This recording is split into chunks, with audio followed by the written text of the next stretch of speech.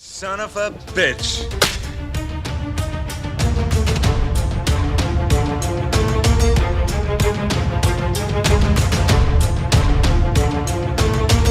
Groovy.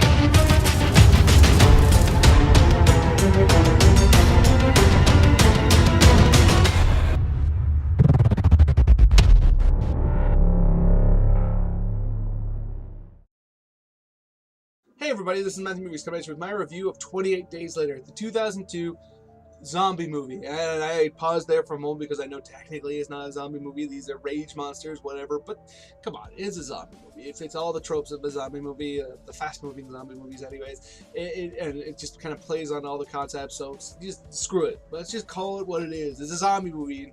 And if you're in the comment section below being like, no, actually, yeah, I get it. But it's a zombie movie, all right?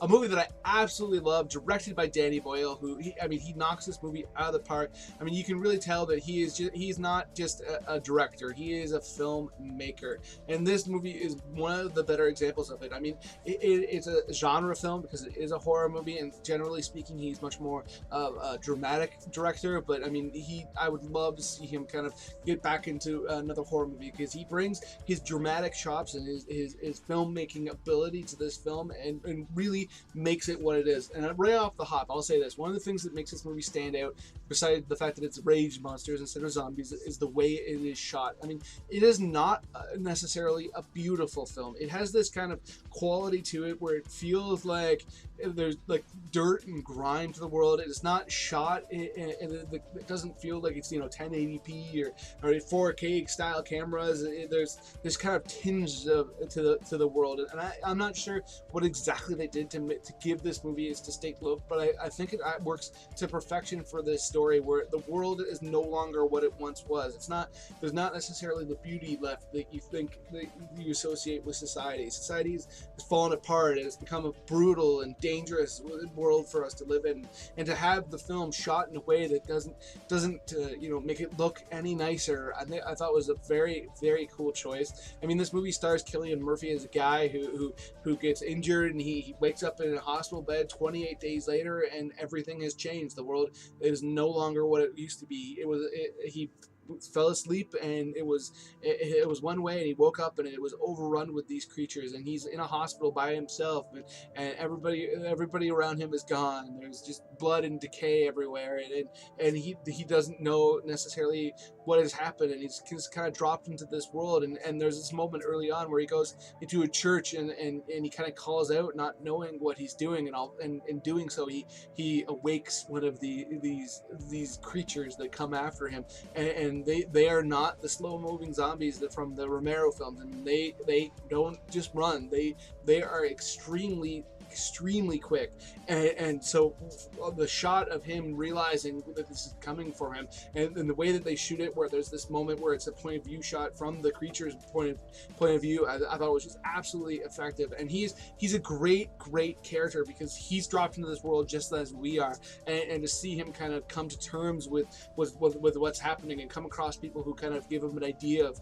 how to survive, but at the same time be in peril throughout. I mean, I think it's extremely effective, and the way that this movie starts off with you being dropped in the world exactly the way he is makes you really kind of empathize with him and see the film through his eyes throughout the rest of the movie. So when he's in peril, you feel like you're in peril, and it makes so many sequences much more powerful because of it. And then there's Naomi Harris, who plays the female lead, his romantic interest in the movie, and you get introduced to her, and at first she seems very angry, and there isn't any real connection there, and then you see it grow as they kind of get in and out of these situations, and you completely understand it, where at first they don't know how to take one another, and she doesn't know how to take him, whether or not to take him, and then as she grows to trust him and depend on him, how the affection grows, I thought that was awesome. And Brendan Gleeson is in this movie, an actor who I just absolutely adore in almost everything he's in. I mean, he's just one of the better actors around, and his storyline, I think, is one of the most effective in this movie as well. He's got a daughter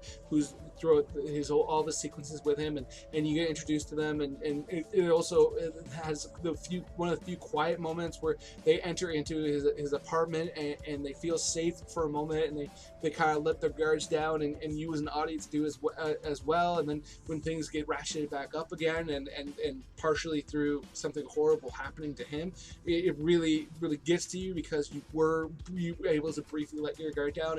And when that does happen to him, where spoilers, he gets the rage disease in him, and he is fighting to try to not become that as quickly as possible, but he can't, and he's trying to get his daughter to leave because he knows what he'll do to her. It is one of the more powerful sequences in this entire film, and one of the more heartbreaking, and to see him be overcome. I mean, it's a tough sequence, and especially because he's an actor who you've grown to like so much in so many other movies. And Christopher Eccleston or whatever, he's in this movie, and he's great, and he's this commander of this army base, and when you first go there, you feel like everything is going to be okay as well, and then as that whole thing plays out, when you realize that he may not be as trustworthy as he first seems. I mean, I thought he was a great actor to play that, because he can be so villainous, but he can also be so charismatic.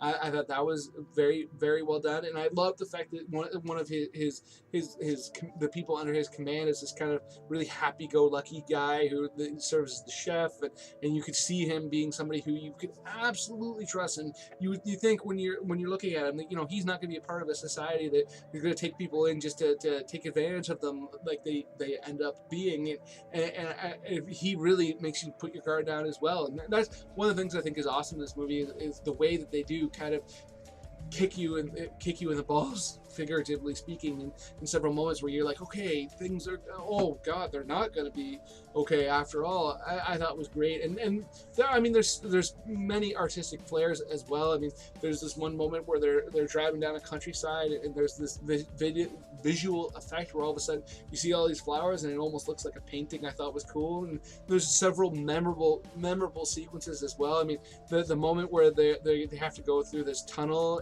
and they all of a sudden have to come to a stop, and they're desperately trying to get going again, as you see this kind of horde of these creatures coming after them, and they're not, like I said, they're not slow moving, so it's this impending doom.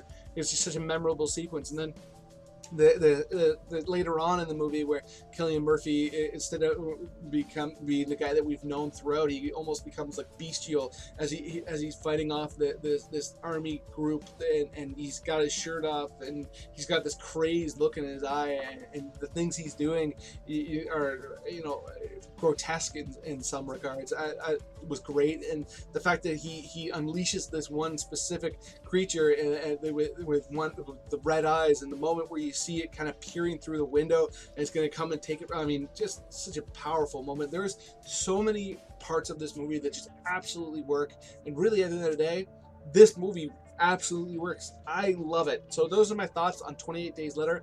I should say. Let me know in the comment section below what you think. If you're a fan, if you hated it, if you enjoy the way it's shot, if you think it would have been cool if it looked clear, whatever. Other than that, please hit that like button, hit that share button. It makes it much more likely that other people come check out this review and let me know what they think, which would be awesome, because I love talking to people about movies. And speaking of which, if you are new here or you just haven't done it yet, please hit subscribe, hit that notification bell. That way you can find out when I put out a new video, and you can be one of those people who I talk movies with, because you can come give me that feedback and we can have it back and forth. That would be absolutely awesome.